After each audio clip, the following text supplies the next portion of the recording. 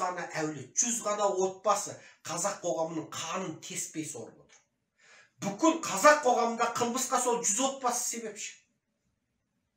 Бүкіл осы арсыздыққа, бүкіл ұятсыздыққа, бүкіл жоқшылыққа, бүкіл қасіретке, бүкіл әділетсіздікке, бүкіл теңсіздікке, алтын үстінде отырып аш-жалаңаш дамбалсыз отыруға, бүкіл қазақты тентіреп кетуге, бүкіл қыздардың қаңғып шетелге кетуіне, бүкіл мына түрмеде бәленбай 100 мың, тіпті мүмкін 1 миллион қазақтың нақақ сотталуына, бүкіл қазақтың аш-жалаңаш, үйсіз-күйсіз қаңғып жүруіне сол 100 отбасы себепші. Оны кім айтты? Болат Атабай марқұм кеше айтып кетті. Біздің Қазақстанның билігі, Қазақстанның өкіметі қазақ халқын осы қара құлдарды басқарғандай басқарып отыр. Міне, бергенің 100 мың теңгеге жетпейтін 50 мың, 60 мың, 70 мың, 80 мың теңге айлық. Оның кредитіңді жабасың ба? Міне, бүкіл анау қанішер, қан сорғыш банктер бізді жер әлемде жоқ өсіммен бізді ұстап отыр. Қазақстанда тек кредитті қайтара алмайтын, қайтару мүмкіндігі мүлде жоқ. Қазақтар 1 миллион кредит алушы бар екен. 1 миллион. Ал сонда кредитін толық төлеп жатқан қанша миллион қазақ бар? Сонда өзі 16-17 миллион қазақ болса, соның 10 миллионда 12 миллионы кредитке байланды. Кредитке байланды деген сөз, ол сенің мойныңда ажырғы бар, аяғыңда кісен бар. Мойныңда ажырғы, аяғында кісен. Ажырғы деген не? Ажырғы деген кәдімгі мойынға кигізіледі. Кәдімгі тақтайдан, дәу ағаштан, кейде ағаш жаңағы дәу ағаштарды бұлайынан кигізіледі мойынға. Немесе тақтайдың ортасын тесіп, ол тақтайдың өзін жан-жақтан шегелеп, соны ажырғы дейді. Ол жүре алмайды. Ол ажырғылар кейде ұзын жаңағы сырғауылдарменен мына бір құлдың басынан ажырғы бекітіліп, ана екінші құлға, үшінші құлға тақтайланып апарады. Бұрынғы соғыста тұтқындар солай істеді. Жұңғарларды қалай ажырғылап әкелгенін біздің аталарымыз айтып отыратын, өзінің аталарынан естіген әңгімесін біледі. Ол ажырғы дегеннің не екенін біз қайдан білеміз? Сонда ажырғы әңгімесін қалай екен? Сонда сол құлдарды солай істейді. Неге? Жүре алмайды. Міне, сол басында ажырғы, аяғында кісені бар. Құлдар кімдер? Бүгінгі қара құлдар? Ол қазақтар. Бүгінгі қазақтар кешегі Африканың қаразеңгілері. Кешегі Африканың қаразеңгілері жойылған жоқ. Олар бүгін өздерін тәуелсіз Қазақстандағы жаңағы бақытты, баяшатты қазақпыз деп аңырап ән айтып жүрген қазақтар, ол шын мәнінде құлдар. Ол жаңа банктен кредит алды, бүкіл тапқан табысының 90-80% соған береді, жан таласып таң бозынан көзін тырнап ашып, еңір қараңғы жабылғанда үйіне жетеді. Еркектер айлар, жылдар бойы қатын бала шағасын көре алмайды. Баласын не оқып жатыр, қызы не болып бұзылып кетті ме, оң болды ма, әке болып, шеше болып тәрбие бере алмайды. Шешесі мына жақта ол қара жұмыспен, әкесі ана жақта ол жүр. Ауылда жаңа тірлік жоқ, бүкіл өндірісті жапқан. Қалаға келеді, қалада өңкей келімсектің үйіне үй жалдап тұрады, басында кредит тұрады. Үйде бақытты, баяшатты болып, бала шағасымен өмір сүру мүмкін жоқ.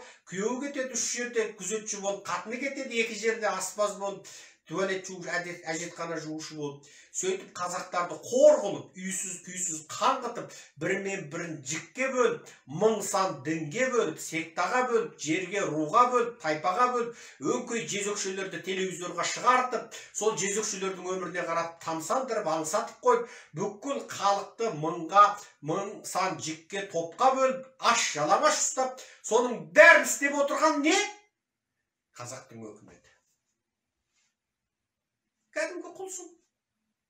Қарынды ойламай. Сондықтан бүкіл интеллигент зиялың баласын, шағасын, келінін, кепшегін, өзін, ұлын, қызын ойлап, мәу демейді.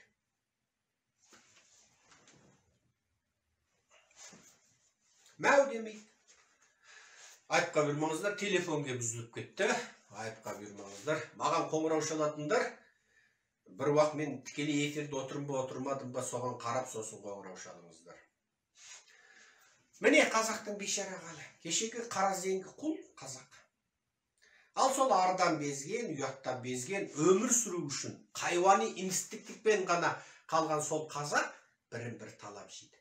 Міне сол жоқшылықтан, сол рухани тығырыққа тірелуден қазақ қоғамында қайтты, жаңағы бишік ұстаған бишікеш құлдар пайда болды. Олар кімдер? Олар қоғамда өтірік ұлтшыл, өтірік интеллигент, өтірік зиялы болып, мына қоғамды одан ары жіктеуге, халықты одан арман бірмен бірін жаңағы етін жеп сүйегін бүркетіндей халге апаруға, жаңағы алтыбақан алауыз болуға, соның бәріне жұмыс істейтін сол топ бар. Олар фейктер, олар титушкалар, олар өтірік активистер, олар өтірік ұлтшылдар, қаңыл тіркеудегі өтірік қазақшылдар. Солар мына қоғамымызды жаңағы КМБ-нің, яғни НКВД, КГБ-нің жаңа берген бір жапырақ нан үшін өзінің туған ұлын өлтіретіндер, туған ұлын асылып өлуге мәжбүрлейтіндер, өзінің зинақорлық үшін, өзінің жаңағы жүрісін үшін, жаңағы бала шағасынан да безіп кетуге дайын болатын, тұтас қоғамда тек бір қара күш, қара энергияны тарататын сол зұлымдар осыдан шығады. Ол жаңағы ақнәсілдерге қызмет еткен, қолында бишігі бар, күніне 2 тілім нан жей алатын жаңағы құлдың құлы.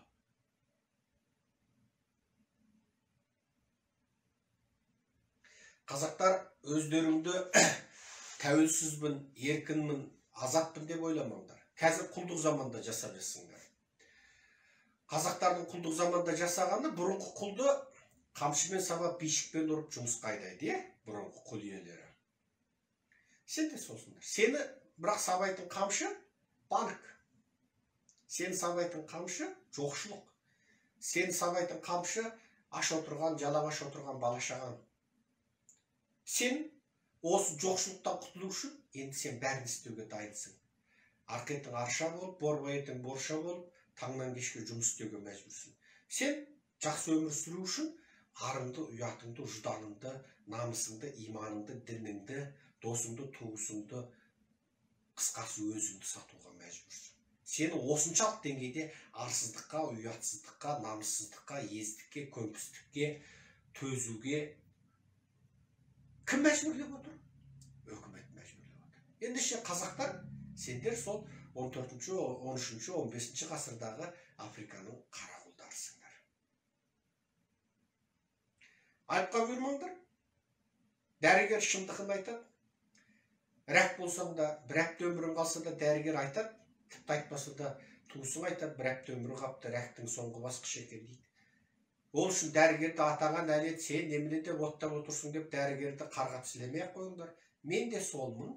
Мен де қазақ қоғамындағы қазақты өлімге, ажалға апара жатқан, ұлт ретінде жойылып кетуге апара жатқан қазақ қоғамын обыр құсап, жеп, құртып, ірітіп, шірітіп, бықсытып, қоздатып, састып, мүңкітіп, мүксітіп, қазақ қоғамын құртып бара жатқан мына билеуші топтың, мына арсыз тобырдың, кеше ғана дүниеден озған ағам Болат Атабай ағам айтпақшы, 100 ғана әулет, 100 ғана отбасы қазақ қоғамының қанын теспей сорып отыр.